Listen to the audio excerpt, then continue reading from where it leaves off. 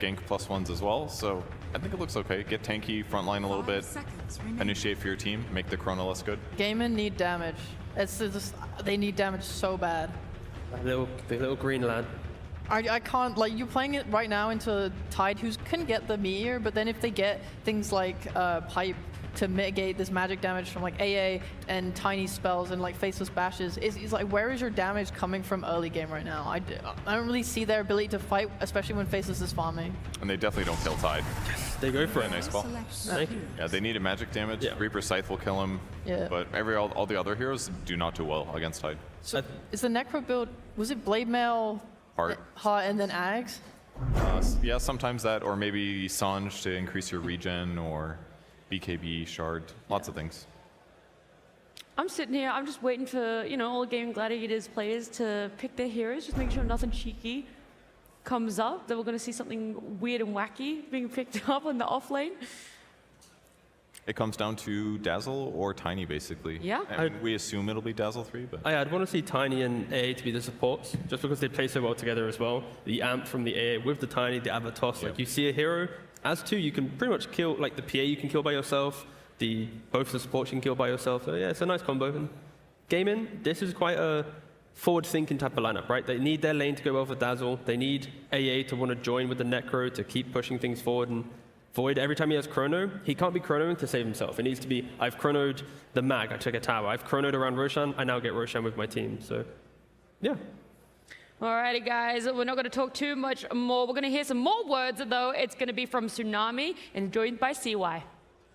Yes, indeed. I'm standing by with a Gaimin Gladiators coach with, first things first, I've got some thoughts on game one. Like, dude, why are we still picking Pango? Holy, in 2023. Can we play a real hero? Aren't you trying to win a TI or something?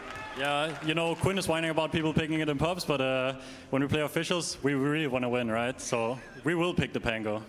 And you're doing it regularly, but this time he's on Necro, which seems to be just kind of a Quinn signature. Did he introduce this hero to you, or you kind of brought it up? Oh, this was Quinn himself. Like, he played it in pubs, and he really likes these heroes that can destroy lanes. Like, he used to play a lot of Huskar. So Necro is kind of, I guess, it's kind of new Huskar in some ways. So he's really enjoying this hero right now. All right, well, let's see if they can bring you to a 2-0 success. Gaimin and game number 2 underway right now.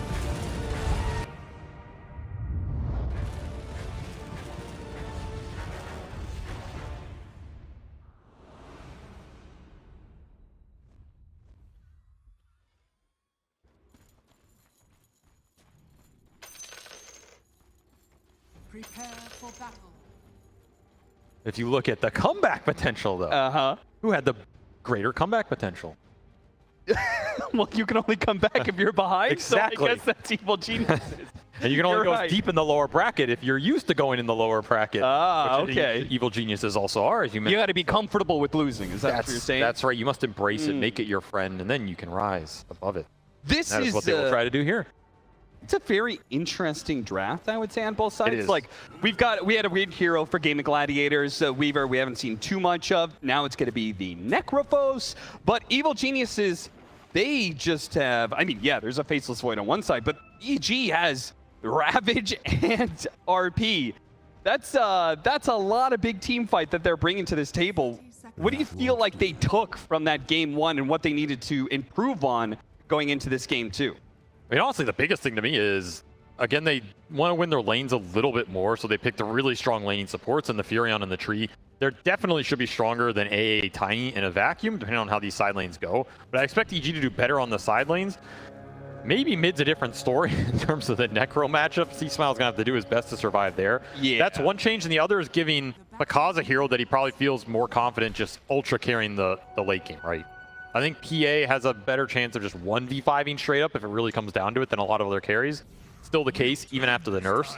So I think that's some of the things they've adjusted here. And of course, trying to answer what Gaimin threw at them, which was, for me, a very unconventional draft for Gaimin. Like, they got the Ace Dazzle, which has kind of been one of his heroes to supplement this aura builder that doesn't necessarily straight exist anymore, right? It's a hero that does it through the spells in a degree, but very lane-oriented, which is something they've done throughout the year, but went away for from for a bit. This is like, we want Dazzle to win the lane, and we want this Necro to win the lane. I was going to say, if you're going to win this lane, you're going to have to do it through skewers and better body blocking. C.smile doing a great job on the opening at a TP in Bloods. Okay, bye-bye, Quinn. EG will take the first blood. You're supposed to win this lane, Quinn, and he's already on the back foot. The only upside for Quinn there is that Matthew took it, right? It did not go to C.smile in terms of the gold, but damn, that is so nice for C.smile. Didn't even have to spend any resources on it. Gets full wave here, denies. It's going to push into him. I will say, counterpoint to that, though, it is really dangerous if Matthew gets ahead, right? Earn early Spirit Vessel against a Necrophos. I mean, he's going to be looking at mid a lot, I'm sure. And if he starts getting those items, then Quinn's game is going to become so much harder. It's a great Vessel game. I mean, all three of these cores pretty much rely on getting their HP back, right? Yep. And that's the upside of the synergy for gaming is the Dazzle with the Shallow Grave on a Necro or a Faceless Void is pretty devastating if it occurs in the fight, right?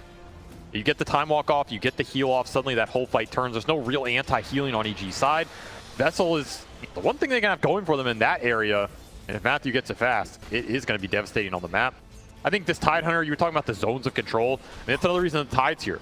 Tide should find the backline or guarantee that the initiation precludes the Dazzle from getting the save off.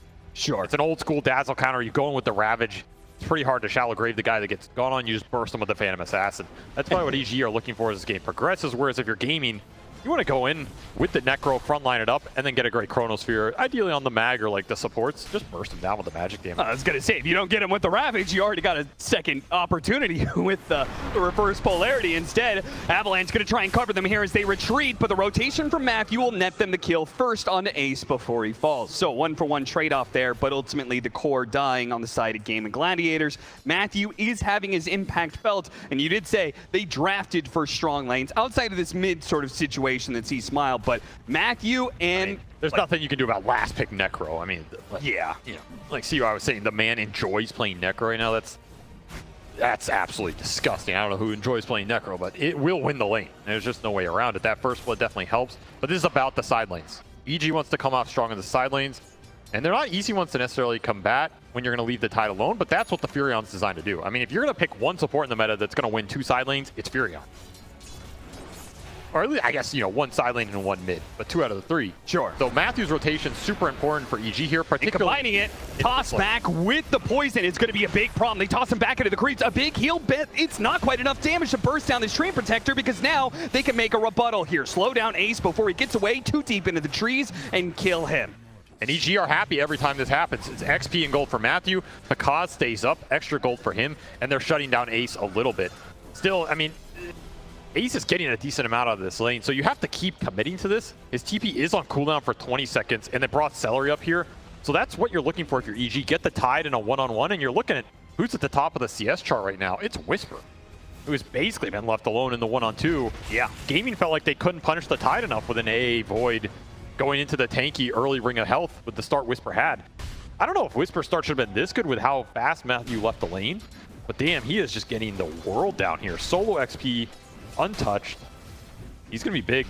Now, I brought up the Earned Spirit Vessel on Matthew, but he's opting for the Medallion Solar Crest build-up instead, which is just as good of a build-up, but better for his PA and his Tide Hunter. Big minus armor, but the damage. This tri-lane is dangerous, man. If you get a toss back, you're being pushed into a Dazzle with an advantage, and he's going to be able to run you down, not just one, but perhaps two, because does get away only because of the fact that, oh, the poison damage. He does have the stick, though, and was able to pop it, but he's not feeling great about his position. He brings a little treads to himself, but he's going to need some regen.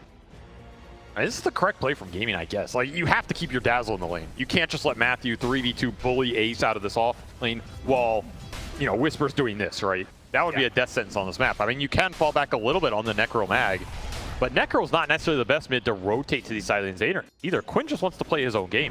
If anything, when you pick these dominating matchups like the Huskar they mentioned that's similar, you want supports rotating into you to abuse it. Very slick sprout here by Matthew. Will get him out of danger as it's going to be slowed down a little bit more, but I think he should be fine. Meanwhile, C.smile is being punished heavily, so if they keep the pressure, another good thing about this tri-lane, they keep Matthew kind of locked down. he can't help C.smile out nearly as much. I mean, there's no helping this matchup. It is not a helpable matchup. And they're going to catch him with tOfu. They're going to make sure he dies. And that not only, they get that kill, but now Quinn also has his level 6. And look at the tower. This is the catapult flag bearer wave. So this is what Gaimin want to do. They want to bring supports to the winning lane. They know they have the matchup. It's going to get a Tide Hunter teleport just to defend this catapult. Do we swap lanes now? Put the Magnus in that bottom lane?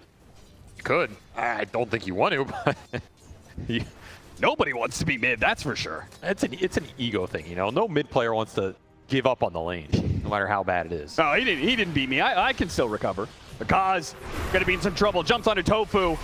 Treant Protector can only do so much here. Is he going to be locked down by the cold feet? Barely gets out outside of the range, and lacking that stun, they will not be able to kill Pakazs. But does it matter if they kill Pakazs if they're keeping him totally outside of the lane, outside of these daggers? It's like the only CS he's getting now. The thing is that, like, you're looking at this net worth chart, right? I think EG are okay with this outcome. Just because the Tide's going to be so strong, and you kind of got out of this Mag Necro lane a little bit. Like, this Mag Necro lane really could have been a disaster. With just mass rotations going in, creating a pressure point, this tower could be dead. I think that's what Quinn wants in an ideal game, right? So maybe he's getting 70% of this matchup right now. It's still very good for him, but it's not explosive, and it's not necessarily enabling the supports who could have gone there. So I will say tOfu got a lot of XP off top. That's the upside of, I guess, Ace dying here. He's level 4 3/4 here before Wisdom Rune. Yeah. This is like a dream start for a support Tiny, who can do a lot of work in this game, tossing people back. Not a hero we've seen a lot this tournament, but a hero we have seen a lot over the history of TIs for a very good reason. Yeah, you were adamant that he was going to come back for TI. You think he always comes back? Well, 2 reasons. I mean, 1, toss is a hell of a spell. Yeah. And 2, I mean, FY is playing. Pretty good point for it. C.smile, Quinn is in so deep. Evil Geniuses, though, don't really seem to have a way to be able to punish him. He's just taking away this little hard cam stack that C.smile had going for himself. And if he's not careful, Quinn might go for the kill with Seleri nearby, especially tOfu. An opportunity to maybe toss Quinn onto that big Magnus. Panda, who is sticking around a little bit too long, does get spotted. He'll be the victim instead of a Reaper's Sight. He goes down, and Quinn gets his first stack of the game. I mean, making the correct read, playing up with this Necro, backing up and baiting the jungle. If the Mag doesn't want a lane versus you, bring the lane to him. Look at C.smile. The stacking. He's like, I got like 5 seconds to hit creeps in lane. That's it. Not going to be able to get the power rune, of course. Dyrachyo cut over to see if he can get the C.smile kill, and he looks like he may just have him. Time dilation slows him down a bit. He can use the Chronosphere, but he'd really rely on bashes to finish him up. How good are your bashes, son? Can he get the bashes required? Well, 4 hits, not quite enough. They're 5, not very good. 6. Okay, tOfu's here. Looks like they're going to cut off C.smile. And hey, they don't need the bashes, apparently, when you just bring enough heroes to the table. Oh, it's almost demoralized. God, it was. So he's like, surely I'll bash him. Quinn, meanwhile, did get a double damage. Perfect time for that when nobody's in lane pressuring the tower. Yep. Again, against the Treant Protector, it does seem like Gaimin Gladiators really put a heavy emphasis on taking the towers before living armor levels are up. The upside of a last pick lane-winning matchup, especially for this player. Back to the top of the net worth chart despite the first blood shenanigans. Tower dead at 850 here, and it means early bots he can rotate. So Quinn's going to be pretty active on the map. He can join these fights, look for the Reaper Sight stacks, continue to enable his supports. Now, Wisper did recognize that. He rushed the Meteor Hammer. No boots, nothing else, just straight Meteor Hammer. He also took a tower in that bottom lane, so it is even in that regard. But it always does feel bad trading towers when you're the one with the Treant Protector. Maybe another one of those games where it comes down to like how much do you believe in your scale, right? On one side, we have the Mag PA, a true OG classic, if you want to frame it that way. You are going to scale very hard and hit very hard and farm the stacks really fast if you get the Ancient stacks up for Pakazs here.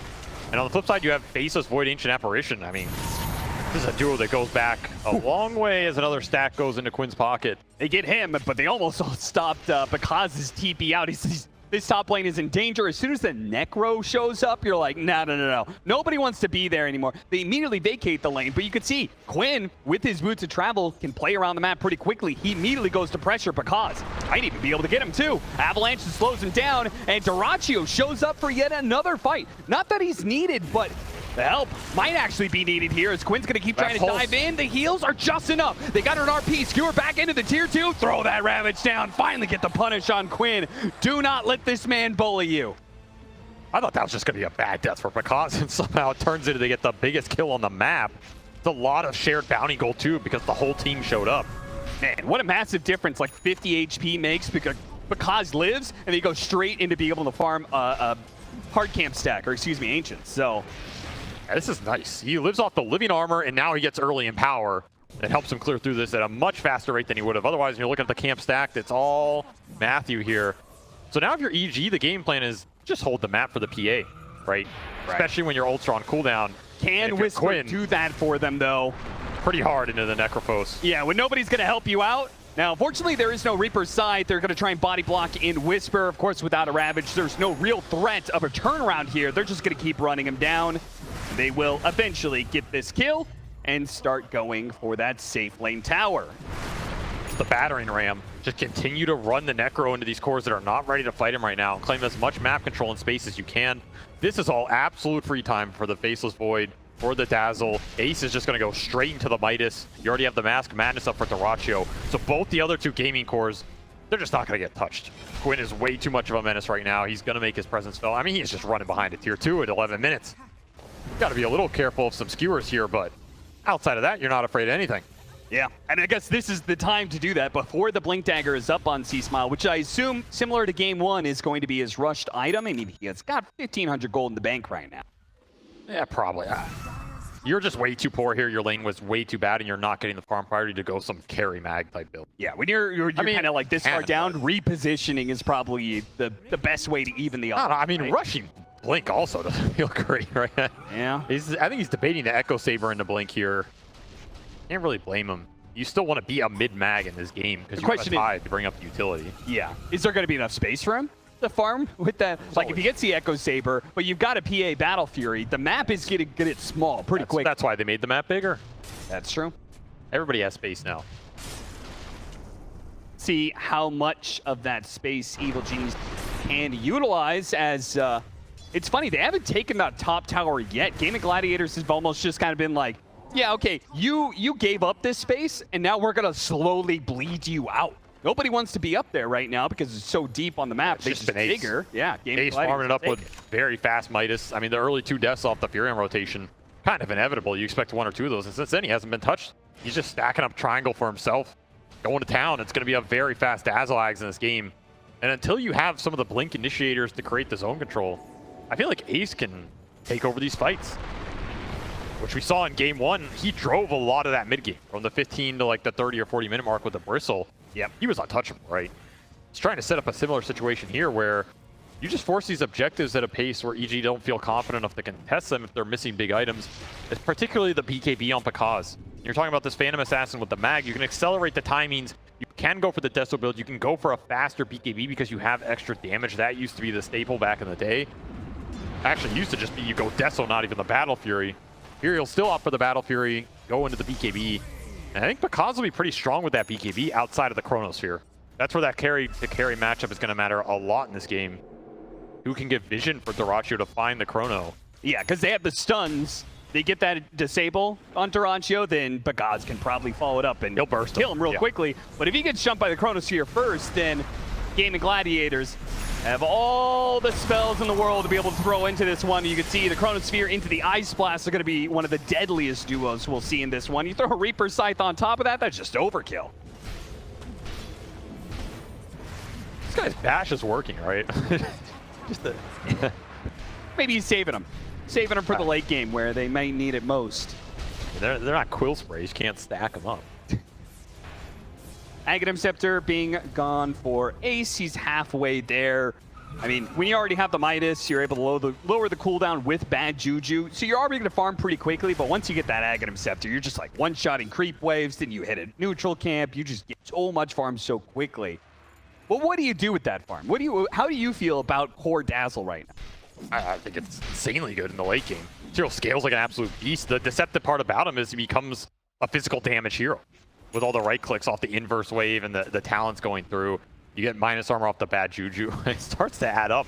Zero can just kind of win fights out of nowhere. And of course you have, permanent shallow grave can always be a factor. You can turn into the pseudo tinker archetype. Yeah, it's particularly annoying for a carry that is so single target focused. Yes. So that's a big factor too. Like, can EG find Ace in these fights without multiple shallow Graves going off on big core targets, which are going to guarantee big heal coming out. Like, Shallow Grave on Necro in this game is a problem. Yeah, it's a lot of extra heal, a lot of time that aura is just going to work in the fight. Heartstopper is what this hero's built around now, particularly with this Heart into a later Ags build. If Quinn's alive for 5 or 6 more seconds because he gets graved and then dies, that might be enough to win you the fight, because it might force a situation where Pakazs has to commit in, and he just gets stuck there, even during a BKB duration. It really is up to the big bruisers here for EG between Wisper and C.smile. You have an RP skewer, you have a Ravage. You need to find and set the fight up for Pakazs so it works in that type of way. And on the flip side, if you're tOfu, we talked about the start that he had. I mean, you're going to have a fast Tiny Blink in this game. Yeah. He's going to be rich with Arcane Boots on top of it. So you just toss one of the guys in. The fight gets very awkward for EG very fast. Yeah, that repositioning, getting him away from the Dazzle is going to be pretty key. And that Blink is finished at 16 on top of Arcane Boots. I mean, he's approaching C.smile right now. And he didn't have to lane against Necro, so it's pretty scary. Hard almost done for Quinn. No blade mail required in this game because he's really not receiving a whole lot of smoke from the EG side. They haven't touched him too much. Gaimin just gearing up for their timing, right? You hit this hard on Necro, you're going to have the Ags on Dazzle. Your team fight becomes so strong at that point in time. Gonna go for C.smile, the Blink Dagger. There's that burst from the Tiny with the Ice Blast, the Reaper's Sight. It's just a guarantee. You only need a bit of damage. You get him down to close to half. The Reaper's Scythe will probably do the rest of the work, but if not, it gets him close enough for the Ice Blast to shatter him. 4 stack of the game, an extra 8 HP regen permanently for Quinn. And this trio is, I mean, the synergy is just so good with the Ice Vortex going down, amping up all the magical burst damage. This is where AA feels great. That's why I feel like we're seeing this hero so much more. It's about the Ice Vortex, not the ult for me. I mean, the ult's great, but you drop 3 or 4 of these down in a fight, you have a bunch of extra magic damage going in. Even Faceless Void, that combo's existed for a long time because, yeah, your Cold Feet procs, but you're amping all these bashes and Maelstrom procs. That's a good point. The amount of magic damage. And if there's anybody else to throw some spells into that Chronosphere, then all the better. Oh, Matthew. Low priority game. You guys suck. I'm playing on the high ground here. I mean, we've all been there. So he's going to try and pull the Ancients to him with Treants. That's pretty funny. This is effective, but it's not that efficient. I actually don't know what he's doing. Yeah, he didn't pull the Ancients to him at all. He's just chilling. He's watching Pakazs farm right now. Hey, oh, here comes the farm. It's coming. Yeah, but the thing is, he can't kill Couriers are on their way. I mean, is he really going to TP off a cliff to kill a courier? Oh, what? One of them's going to get close. Get that one. He doesn't want it. No. Oh. Are we sure this is Matthew? Yeah, this guy is the courier killing king. Still on the player cam, right? 10-4. Kind of a sleepy game right now. Gaimin Gladiators, very similar to game number 1, where they take an early lead. It feels like Evil Geniuses have already conceded to just playing for the high ground and playing for the late game rebuttal. But I do have to wonder, I mean, I've heard this phrase, play to win, not play to lose, so many times in the TI's history.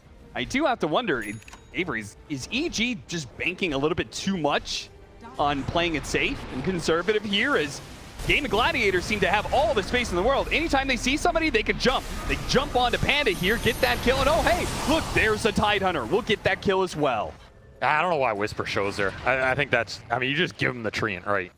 Unless you're ready to fight this with the Phantom Assassin, you're not taking the fight. Your lineup deals 0 damage outside of PA going in and joining the engagement. That's what you're waiting for here. Talking about what is EG's game plan, I mean, it's Pakazs. Team is centered around, and the BKB just got finished, so you gave up 2 big kills there in exchange for a Chronosphere. Maybe something EG is okay with if they can make a move right now and exploit it. But damn, you are giving Gaimin a lot of room, and when you give this team room, they build the lead quite fast. All 3 cores, straight to the top, 7K net worth lead. Yeah, you got to remember, they're a Western European team. They will methodically take a lead over you and grow and grow and grow it. Heard from Quinn in that listen in last game, right? It's not the barracks that's going to win us the game. It's building an advantage and killing them over and over again. Evil Genius. I mean, to be fair, though, the Barracks was what kind of won them that game. Yeah, they did eventually. Yeah. And Blink on Mag. So C.smile, he stopped off for the Echo Saber, will now finish the Blink. You got to get something. I I don't know how much you just want to rest on PA 1v5ing the game. I mean, Yeah, you can't say the game plan at 7 minutes is, let's let them go high ground, guys. That's when we'll stop them. Hey, look at the courier play. yeah, there it is. The pentagram of Tormentor Death. I'm telling you, man, it's so value to be able to have a hero that can solo a Tormentor. Well, and not for Bristleback that. does that, Dazzle does it. Yeah, for a tiny shard. Well, Tiny Shard isn't the best, but hey, that's why you can solo it, because you didn't commit very many resources for it, right? True. And now you can get the second Tormentor at 30 minutes. Okay, there we go. There's the Blink Dagger reveal.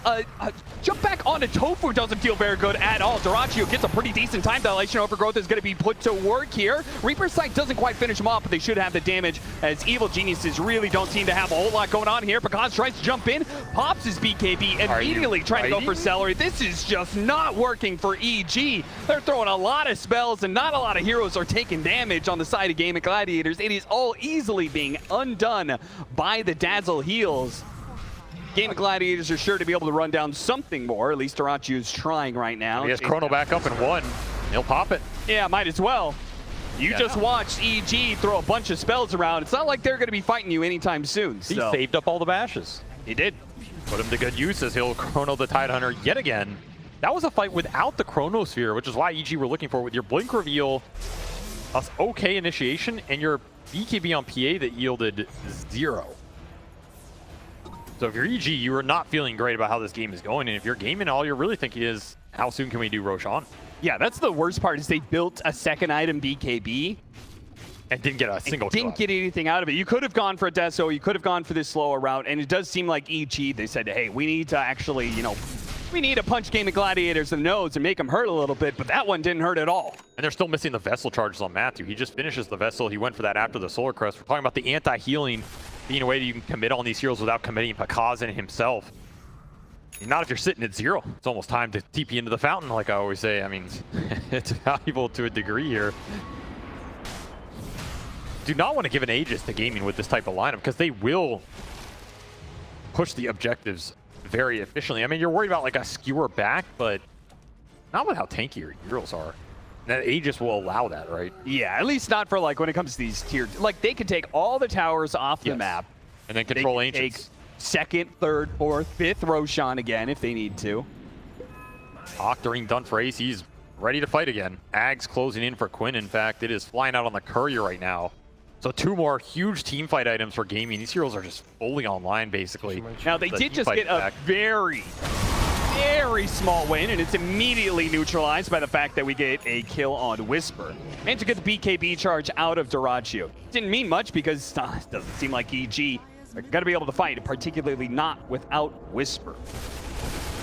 Oz still playing around, though. We'll see. C.smile tries to get the jump. They get the RP on to 2 on the Dazzle. Can they kill him fast enough before the Shell Great? They get the skewer, and that's just enough. Quinn tried to jump in, give the extra heals, and he is doing a lot of damage. Remember, this Heart Aghanim Scepter, tons of damage over time, and that's why Pakazs vacated the area and just went for other kills. They're just going to leave Quinn alone, kite him around. They're doing this beautifully, but can they kill him? Tanky boy right there. You have another Chrono coming up in 8 seconds here, so if you're watching the clock on EG, oh, he's going to jump under Dyrachyo. Knows the beat, and the Time Walk is down, but the gold Chronosphere is coming up, and he gets him right on the edge. Quinn, he's going to help with the damage. They're going to try and skew him away. Pakazs is actually going to live because of that. He turns around and kills Dyrachyo. Pakazs does it again, and TP's out. what a mana from Pakazs. He just believes in the crit more than the bash. And what a play from C.smile to bring Quinn out of the range of Pakazs. Absolutely bailed him out there. Panda adding in the extra heals from Leech Seed. These are no joke on a high armor Agi hero. Flirting with danger here, but now you got a pretty decent team fight win, and you got the Chrono out of them as well. So if you're Pakazs, you're really happy about that outcome. Yeah, because the second your BKB's back up, you might just take another fight. And this is what EG are looking for every time. Find Ace out of position and punish him hard. You get the Dazzle first, the team fight just opens wide, right? Yeah. You also have you have the mobility to get away from Quinn. Yep. I mean, he got away from Quinn and he killed Seleri in the river. Yeah. Even more efficient here. If you have Reaper, this fight might look very different. But again, you're abusing the big cooldowns here. Something gaming have to be aware of in this. It's a big win. Kills a lot of momentum in this game. Puts Pakazs in a much stronger position here and stalls out that objective taking that Gaimin were going for. You know, this was my biggest concern, is that EG was just playing too passive. That kind of play is what you need out of Pakazs. That's playing. You were saying, are they playing not to lose? That's playing to win. Absolutely.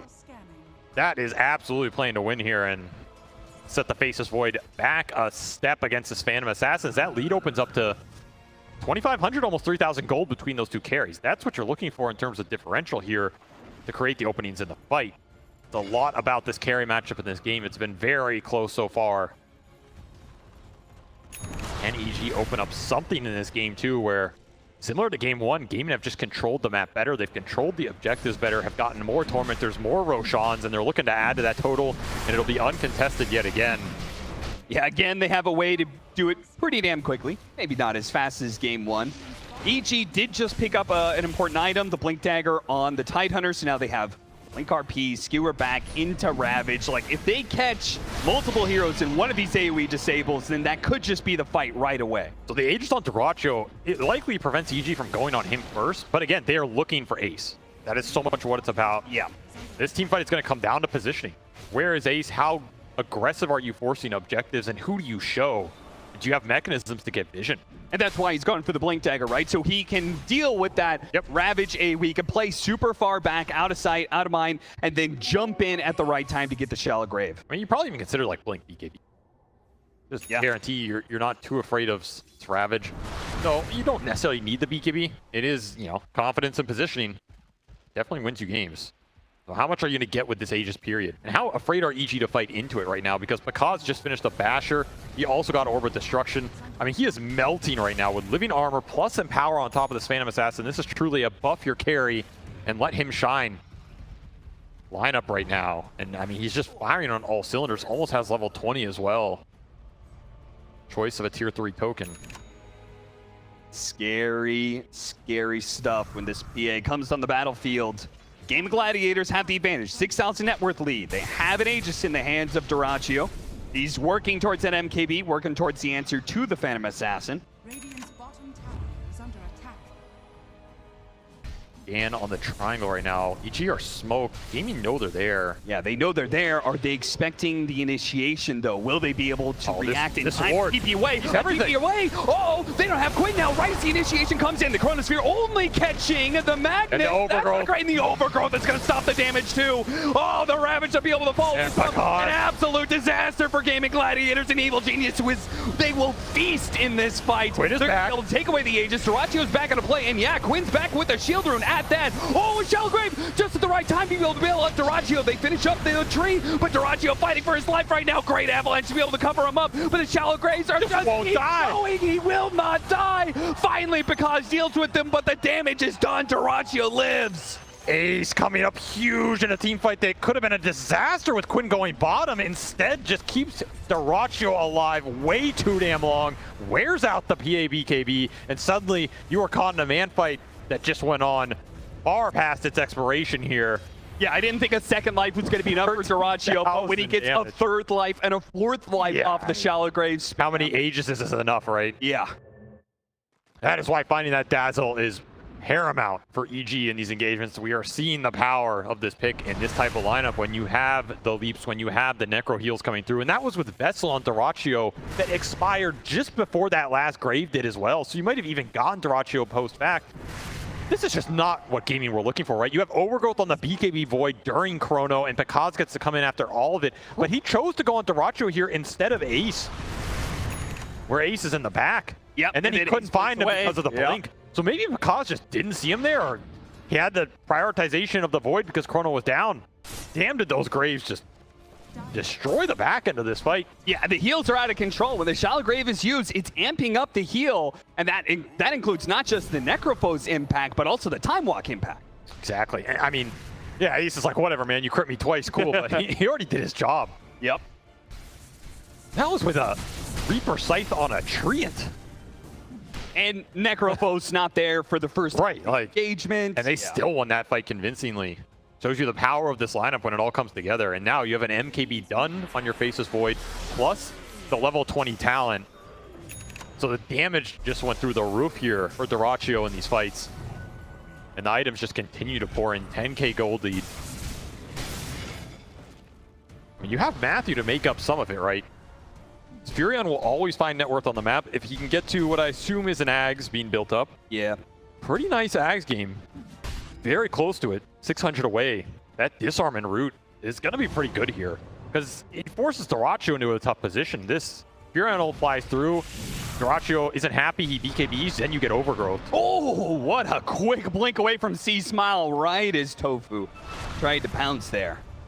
And this Tiny is still massive, right? You're still looking at Blink, 4-staff, Yule's Tiny for tOfu. So the control, the disable, you also always have that Jerax play where you can toss someone into the chrono. Yeah, yeah. Even if you're around the chrono and not in it, you're not safe if you're on EG side. Once more, just run Quinn in first. Let the Necrophos frontline here with the aura. Pretty hard for him to get bursted. You're afraid of a skewer threat, but that's also what that Tiny Yules can interrupt. All the itemization for gaming is hitting a really big stride right now. I mean, they're only missing that Aegis. Dire's courier has been killed. Feels like if they run Oh, into... how's it feel, Matthew, to have your courier? What if there's a special bit of vindication you get out of that? Well, Matthew, I mean, very similar to game one. As you said, the Furion's going to be out on the map the whole time. He's also going to be cutting creep waves, which is going to be super annoying. And you're doing that with a PA who's always off the map in a way, thanks to Blur. Yep. You're always going to find the side lane farm. Very hard to stop for gaming. I mean, their catch is also pretty limited, right? Is it even worth trying to catch them? Probably not. All right, let's go ahead and take a listen into Gaimin Gladiators with that clutch move from Ace.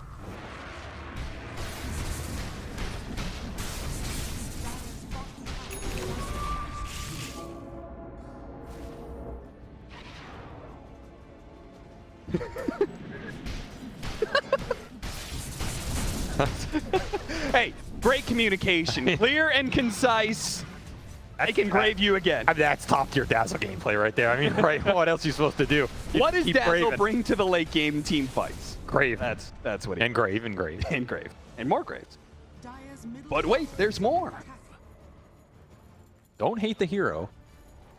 Hate the ability. Hate Val for making the hero into the abomination it is now, right? 18 to 10, 12,000 net worth lead for Gaimin Gladiators.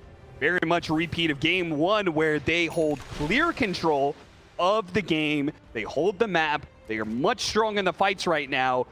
Question is going to be, how much do you need to be able to go high ground against a crazy repositioning spell? Last time it was the kick. This time it's going to be the skewer back. Evil Geniuses also have like more dangerous team fight. I mean, if things go really wrong for Gaimin Gladiators, It can go really wrong, yes. But their positioning and spacing should be pretty good, right? They don't have a lineup that needs to clump very much. They can have the Tiny go in. They can have dyrachyo watch the fight develop. Ace is never, in theory, going to be seen until he makes his presence felt. Yeah. It's just the Necro on the front. Again, though, the high ground's just not easy because of the displacement in the Magnus. It's going to stall this game out, particularly with Living Armor, and that means how much can Phantom Assassin carry the game? It's a very similar situation to last time. Does Pakazs have the capability to 1v5 with a hero that was the 1v5 king in the previous patch? Does have his act completed, also got a Titan Sliver, which is just mega nice here because you're getting extra base attack damage on a hero that utilizes it better than almost any other carry. I don't know what kind of read Gaimin Gladiators have, but I feel like they could take a lot off the map right now just because I don't think they can, EG can play the next team fight without a nullifier. You got an Neon Disc now on this Dazzle. There's pretty much no chance you're going to be able to catch him first in the fight or second, and even if you catch him third, then he's not going to die immediately. Kaz is definitely eyeing it up here. I mean, you have two routes, right? You can go this nullifier. You can also just play for the level 25 dagger talent with a divine. Play that type of game. Just something that one PA a lot of games. You just play on the backline. You don't commit the hero. You commit triple dagger going in off divine damage. Then maybe you're not too worried about dispelling anybody because it's going to get insta-pop. Meanwhile, dyrachyo, he just wants to find the enemy carry here. He seems to know exactly where he is. Yeah, he's just running straight to him. And Pakazs immediately has to jump over to C.smile, but not a great position to be because Ace is sitting in lying in white. Pakazs, they got to fully get out of here. Dyrachyo, with his own BKB usage, isn't actually going to be able to pursue in the back line. C.smile, anything to stop him? Dyrachyo can't get there in time. They'll take the ward. That's all they'll get. Dyrachyo had some god tier read of where Pakazs was or something. He just ran across the map into him. Breaks that vision and cannot find the chrono, leaps the wrong way. So EG escaped for now. Gaimin running into issues catching them on the map. They're continuing to build the lead. Looking for Matthew up here. They're sick of getting ratted. And they will find him. Shouldn't have to use the chrono either, and no mana to use it actually, so. Sprouted, but he time walks right on top of him, does get it. Now he's here. time walk though. The crit. Pakazs immediately ravage into the burst. And now he Get wants that more. kill. And yeah, now with the carry dead, they feel confident, but they got to be careful about Quinn. They found Ace though, but without Pakazs able to take advantage of this, they may not have the damage for it. They try and use the overgrowth to save him, but it's already dead. Pakazs is gone, the damage is gone. The evil geniuses need to get out of here, but they're going to be slowed down to a crawl. The ancient apparition with the vortexes, the toss up in the air, and the ever constant annoying presence of Quinn will just heckle evil geniuses, laughing them down all the way to the grave as they're going to lose 2 and maybe a 3rd core with C.smile being tossed up in the air. Gets in front of him, but he got a blink away to the side. Perhaps he lives. So it's a carry for carry trade with a buyback on Matthew. Pakazs had the correct read, but maybe underestimated how much damage Quinn does on his own with these Vortex throwing down. Heartstopper did almost 900 to Pakazs there. That's enough to just guarantee the Reaper, and you got to remember his BKB was on cooldown. That TP From that was earlier very important engagement. from Quinn. They see Matthew, they're going to catch him. They've got the Hex to stop him from TPing away, and the damage over time will complete. It's a dieback. 7 minutes, no Fury on here. You're missing the Vessel, you're missing that Ags. It's Wrath of Nature. 70 seconds, we'll see him again, but yeah, opportunity for Roshan number 2. She's pretty valuable. Necro's just getting massive, man. He's got 4,000 HP, 37 minutes. Absolutely huge, and he has a lot of charges too. That's the thing with the Heart Ags build in this hero. You're amping up how much this Heartstopper does. Just so much extra regen from 8 stacks. What do you do versus him? You have to sacrifice somebody, it feels like. Yeah.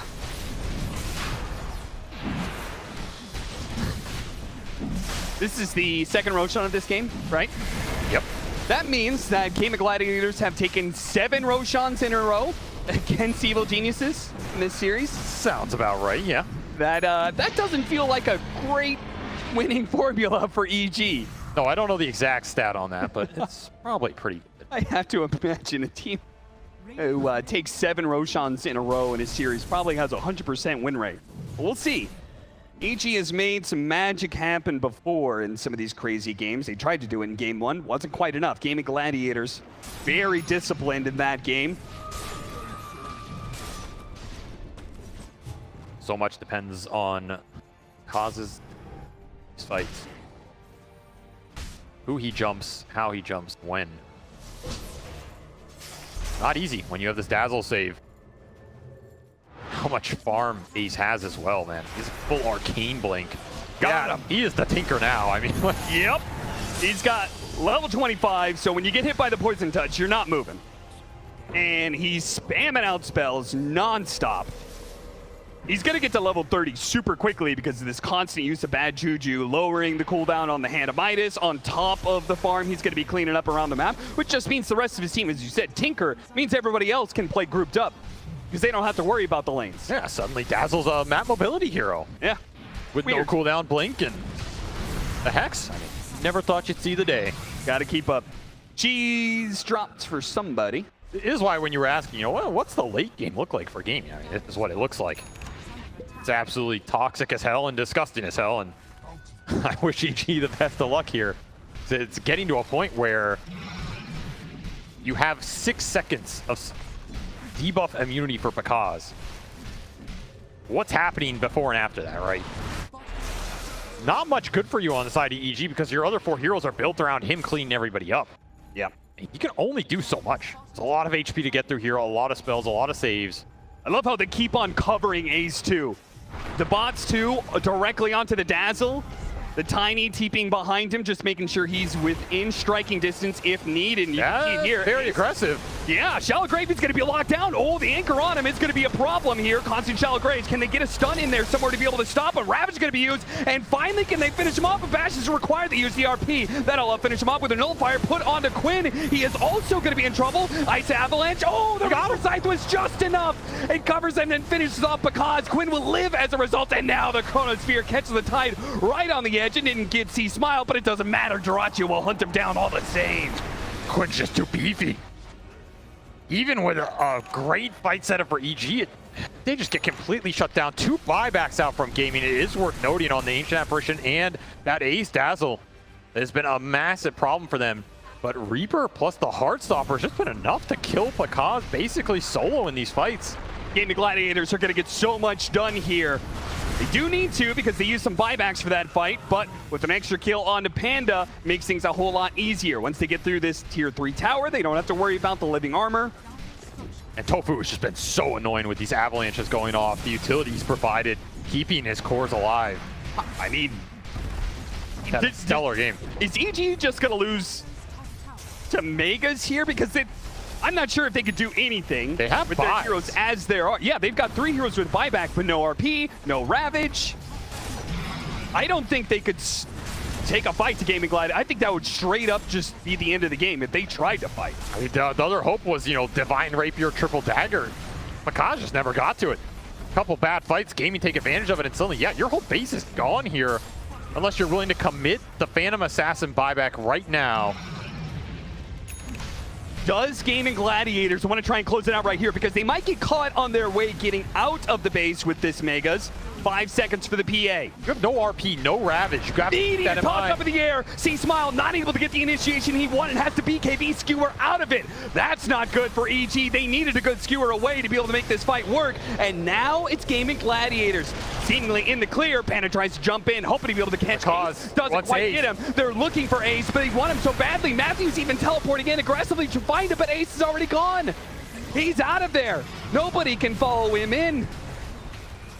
And Evil Geniuses, they'll surely have to give this one up. And in fact, they may even become the Reaper Sight. They're going to be used with the Ice Blast coming in, the toss up in the air, and that is enough.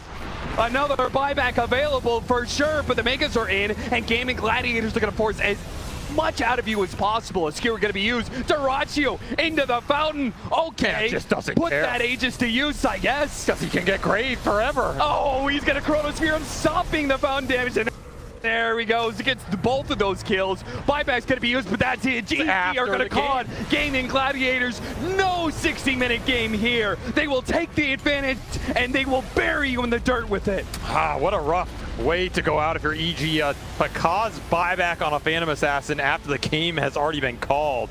Just nothing came together for them, and a very convincing series from Gaimin overall in terms of the map control. That's really what this